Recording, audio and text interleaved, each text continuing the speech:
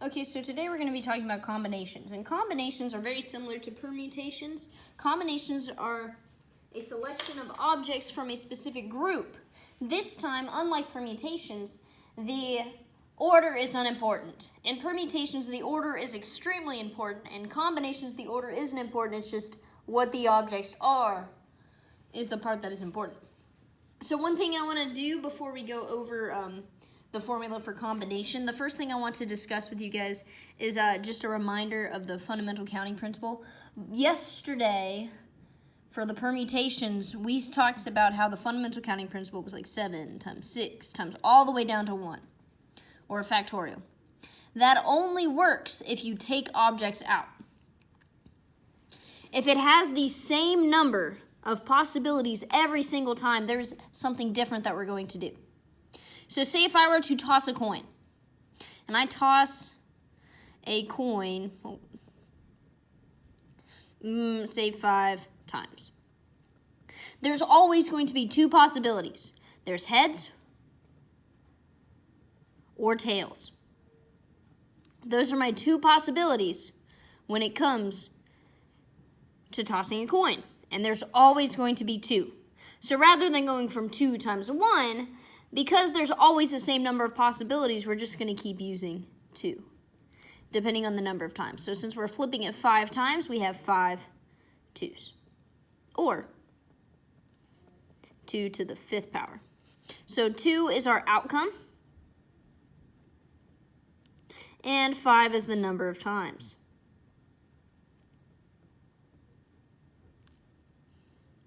That is the second version. Say if I were to roll a 6-sided dice. If I roll a 6-sided die, there's only 6 possibilities on a 6-sided die. 1, 2, 3, 4, 5, 6. Those are my 6 possibilities, so there's always going to be 6. If I roll it 3 times, well, we have 6. 3 different times. Those are our number of possibilities. So to get the total number, we're going to do 6 to the 3rd power, because that's our total number of outcomes, and we rolled it 3 times. Now anyway, we're going to come back to that later. Now we're going to talk about the combination formula. Now the combination formula is the main formula that we're going to use. Let me get a calculator really quickly.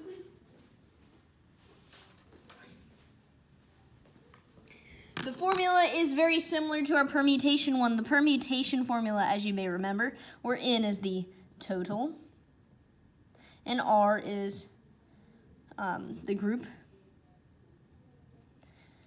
was, as you may remember, N factorial over N minus R factorial. That's our permutation. Combination is very similar. There's just one small difference. Okay. For a combination, we're going to use C instead of P, because it's a combination, not a permutation. N, again, is our total. And R is our group. This formula, again, starts with N factorial on the top, or our totals factorial on the top. The difference with this formula is we're going to start with our R factorial on the bottom, and we're going to do N minus R factorial as well. So it's like the permutation. The only difference is this time we have our group factorial on the bottom as well as the total minus the group. So let's do an example of this. Say I have 8 appetizers. There are 8 appetizers on the menu. And I want 3. I want to find the total number of combinations it takes to get these appetizers. Now I know order is unimportant with these appetizers because it doesn't matter what order they come in. We just want 3 of them. It doesn't matter if I get nachos first or hot wings. It doesn't matter as long as I get those 3. So the way we're going to look at it is we're going to start with 8. Combination 3. 8 is our total. And 3 is our group because we want 3 appetizers. We're going to set it up as 8 factorial over 3 factorial, because that's our R, and 8 minus 3 factorial. Well, let's simplify this a little bit. 8 minus 3 is 5. I'm going to write this down here. We're going to do 8 times 7 times 6 times 5 times 4 times 3 times 2 times 1 all over 3 times 2 times 1. That's my 3 factorial. And now my 5 factorial. 5 times 4 times 3 times 2 times 1. That's my 5 factorial. We're going to cancel out what they have in the top as well as in the bottom. They have 5 times 4 times 3 times 2 times 1 all in the top as well as the bottom. Those are going to cancel out, leaving me with the 8 times 7 times 6 over 3 times 2 times 1. Well, 8 times 7 times 6 is going to be 336. And 3 times 2 times 1 is 6. 336 divided by 6 is 56. There are 56 total combinations that I can have with those 8 appetizers if I want 3 of them. Now let's do a version of it using probability. Let's use the probability. As you remember, the probability of an event, which I'm going to label as A, is equal to the number for the event over the total number for the sample. We're always going to start with our sample number just because it's a little bit easier this way. So let's start. There are 4 boys and 8 girls on a debate team.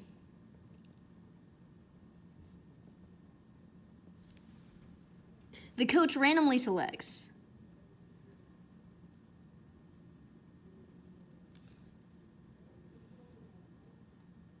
3 students. What is the probability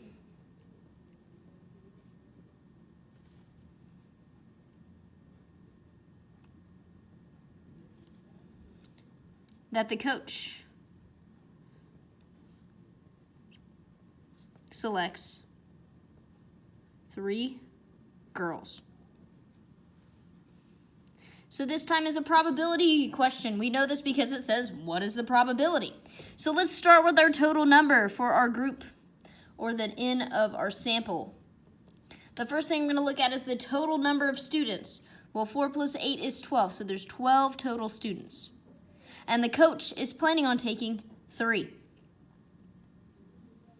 Now I'm going to show you guys a trick on how to do this on your calculator. The first thing we need to do, though, is we have to set it up. You're going to have to set it up every single time. So we're going to set this up as 12 is our total and 3 is our group. And we're doing a combination because, again, it does not matter. It does not matter when these students are picked. It is just if the students are picked. So let's start with this one. We're going to do 12 factorial over our group factorial and our total minus our group factorial, or 12 minus 3. 12 minus 3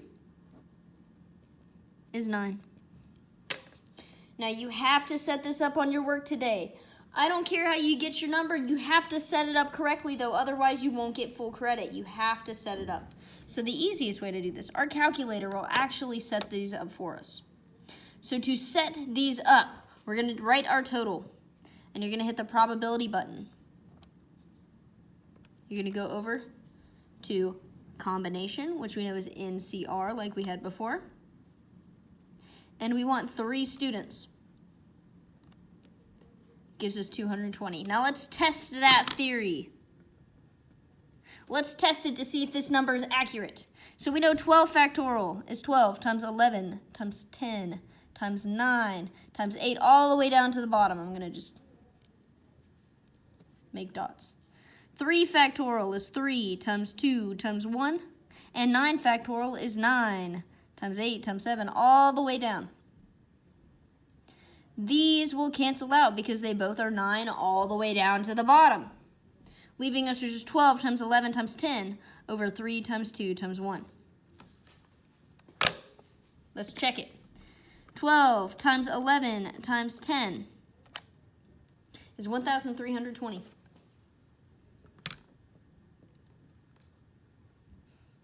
3 times 2 times 1 is 6. If I were to divide that number by 6, it gives me 220. That's our answer.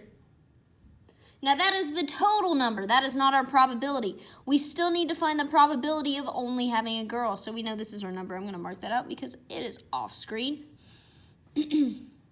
Now let's find the number for girls. The way we set this up is we're going to look at the total number of girls. Well, there are 8 girls. So we're going to set up as 8. We're going to do a combination again. And again, we want 3. There are 3 girls that we're trying to get. We're going to set it up. Again, you have to set up your equation in order for me to make it correct or say it's correct. We're going to do 8 factorial over our group, which is 3. And the total minus our group, which is 8 minus 3. Well, 8 minus 3 is 5.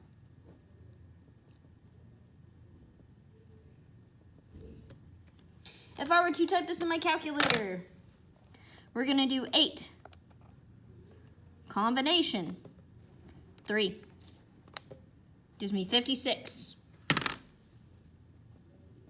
Be over 56. Our probability is N of A over N of S. S is our sample, and that is our probability. For this one, it's going to be 56 over 220, which will simplify to 14 over 55.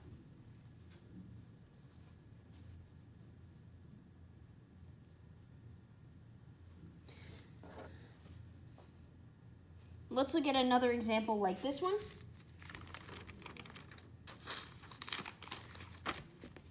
Sorry guys, I have to set up my examples. I write them down before we start. There are 52 cards in a standard deck.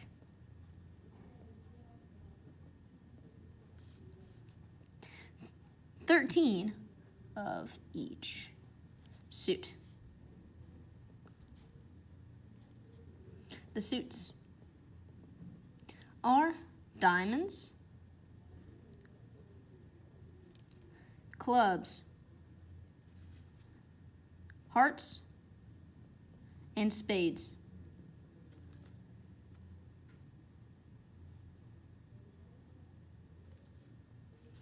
You draw 5 cards out of the deck.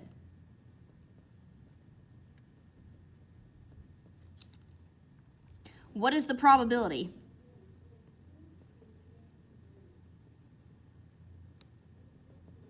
They are all spades. So for this one, we're going to find the probability of this one. To start off, again, we're trying to find the probability of spades. To find the probability of spades, we are going to have to find the number for spades over the number for our total sample.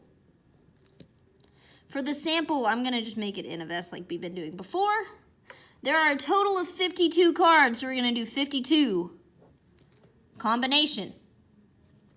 We are taking 5 cards out, so our group is 5. We're going to set up our equation. We're going to do 52 factorial over 5 factorial and 52 minus 5 factorial. 52 minus 5 is going to be 47.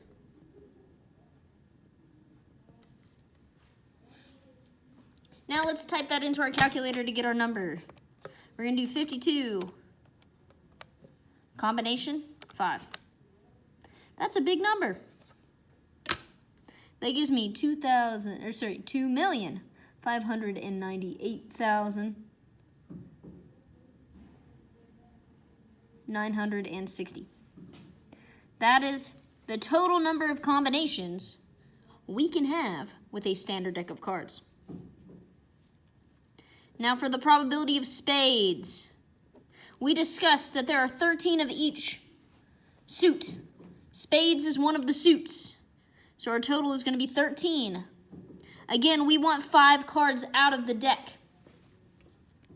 So we want 13 and 5. We're going to find that total number. We're going to set it up as 13 factorial over 5 factorial and 13 minus 5 factorial.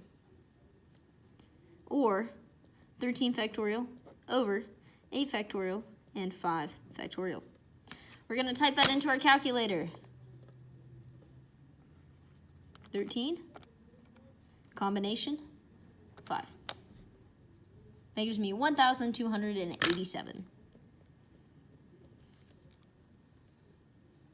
Now that we have our N of spades as well as we have our N of S, we're going to set this up.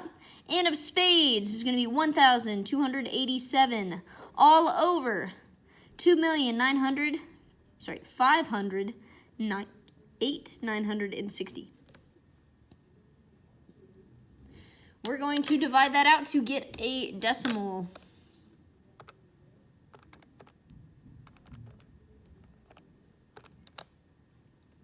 Our decimal is going to be 0.000495, or about 0.05%. To find a percent, you multiply your decimal by 100. So it's about 0.05%. So it is extremely unlikely for you to draw nothing but 5 spades. Now there is another thing you need to know about combinations. Sometimes you have to add the combinations together.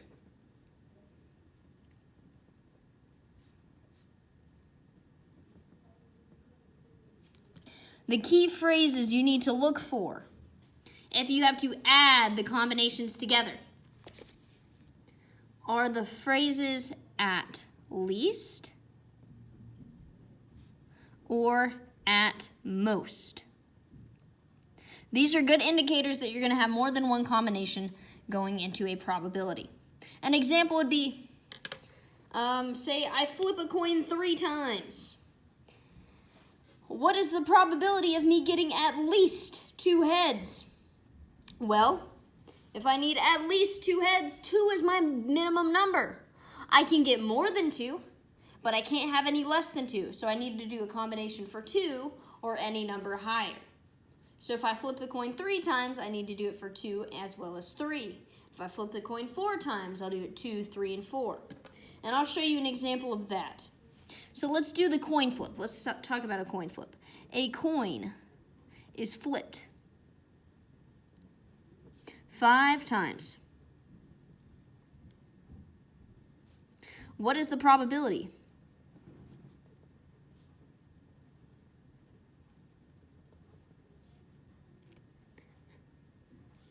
That you will flip a heads at most twice. The key word right here is at most. 2 is your top number. 2 is the top number. 2 is the highest you can get. So let's start by finding our total for the sample. And we're going to find the probability of heads. So I'm going to do H. Probability of heads is going to be the number 4 heads over the total number for the sample. Let's start with the total number for the sample. Now for this one, like we said before, tossing a coin always gives you 2 options. And you flip it 5 times. So find the total, you're going to do 2 to the 5th power. Again, you always have 2 options when flipping a coin. And since we flip it 5 times, it's going to be to the 5th power. 2 to the 5th power is 32. Now let's find the number for heads. We're going to start off with our highest since we're looking at most. At most is twice. So again, we flip 5 times, and we want heads twice. We can have less than that, though. Most is twice. We can have 1. We can have 0. It doesn't matter as long as 2 is our highest number. So for this one, we can have less than 2. We just can't have more than 2. So we can flip it once or 0 times with heads. 2 is our maximum number. So what we're going to do is we're going to figure out each of these setups, and then we're going to type them into our calculator. So for this one, we're going to start with 5 factorial because that is our total number. We're going to do 5 over 2 factorial because that is our rate, and 5 minus 2. The next one, we're going to do 5 factorial because that is our total, over 1 factorial, and 5 minus 1 factorial. And the last but not least, we have 5 factorial over 0 factorial, and 5 minus 0 factorial. Well, 5 minus 0 is 5. And 5 minus 1 is 4. And 5 minus 2 is 3. That is how we find our numbers. We're going to type those into our calculator. Oop.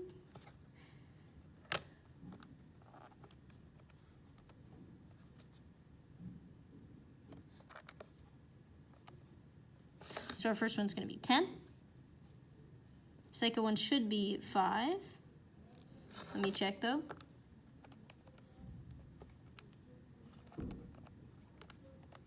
Yep. And the last one should be 1.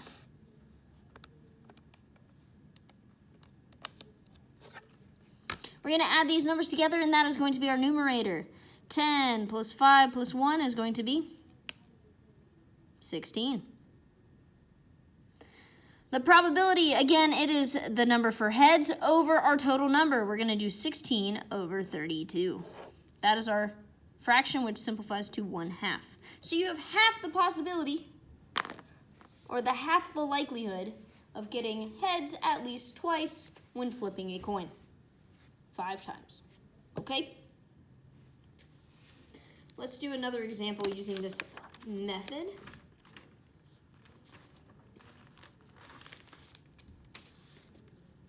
There are 5 nonfiction books. I'm not going to write the whole thing. And 3 fiction books on your summer reading list.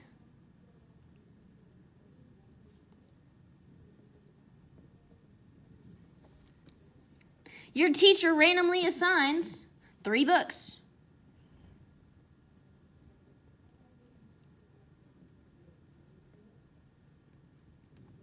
What is the probability that all books will be nonfiction? So we want to find the probability of nonfiction. That is our goal. So to find the probability of nonfiction, we're going to find the number for nonfiction over the total number for the sample, or for the books.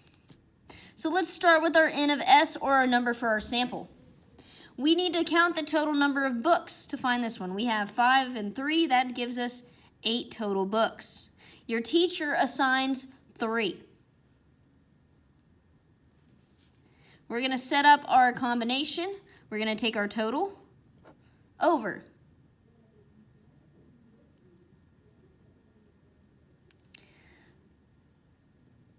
the number that we got, and 8 minus 3. 8 minus 3 is 5. Type this into our calculator.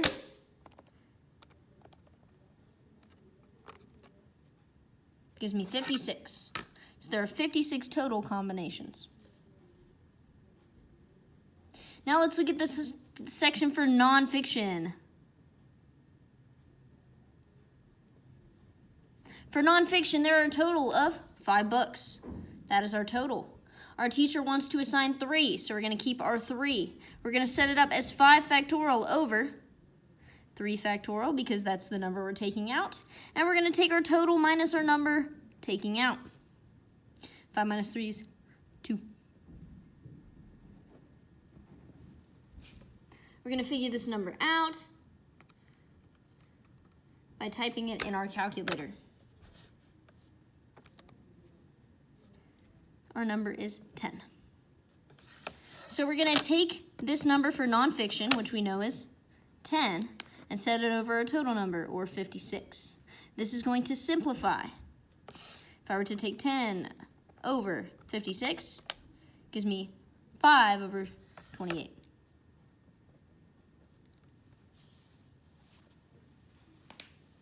And that is our simplified version. Let's do one more example, and you guys can work on your work for today. The last example, there's a bag of fruit.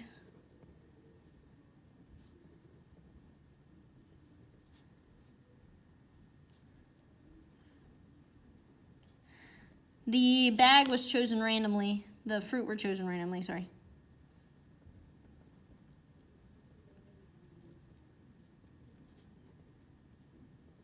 The fruit was randomly chosen between apples, wow, I can't spell, and oranges. We want to find the probability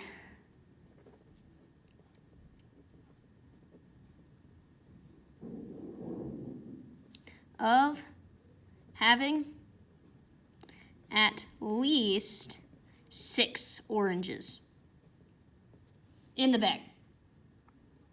So for this, we're going to find our total number first, the total number of fruits in the bag. Now again, there's only 2 options. You got an apple, you got an orange. There's no more than that. So to find this one, again, there's 2 options, and there's 10 fruit. So we're going to do 2 to the 10th power. 2 to the 10th power, I believe, is like 1,000 something. Yeah. 1,024. That is the total number of combinations you can have for those fruit. Now for this one, our key term is at least 6. Meaning our lowest number is 6. We can have more than 6, but we cannot have less. So to find the number for oranges, we're going to start there. We're going to start at our lowest number. So we have 10 fruit, and we want 6 to be oranges. We can have more than 6, though. We can have 7 fruit that are oranges. We can have 8 fruit that are oranges. We can have 9 fruit that are oranges. I'm running out of space. And we can have 10 fruit that are oranges. We're going to set these up. Again, you have to set these up to get credit, but you just have to type them in the calculator to get your answer. So we're going to set up as 10 factorial over 6 factorial, because that's our group, and 10 minus 6. 10 factorial over 7 factorial, and 10 minus 7 factorial. I'm running out of space. 10 factorial over 8 factorial, and 10 minus 8 factorial. 10 factorial over 9 factorial, and 10 minus 9 factorial. And last but not least, 10 factorial over 10 factorial, because that's our group, and 10 minus 10 factorial. We're going to type these into our calculator. 10 combination 6. It's going to give me 210. Plus the next one, 10 combination 7. Gives me 120. 10 combination 8 gives me 45. 10 combination 9 should give me 10. And the last one should give you 1. We're going to add up all these numbers. This is going to be the number for oranges. Should be 386. Now, we're going to set these up as our fraction. Again, the probability of oranges is the total number for oranges over the total number for our sample, or the 10 bag. We're going to set it up. As we know, we have 1,024 is our denominator, and our numerator is 386. We're going to simplify 386 and 1,024 to give ourselves 193 over 512. That is our probability. That is how you do combinations. If you have questions, please ask. You have textbook page 927 to work on.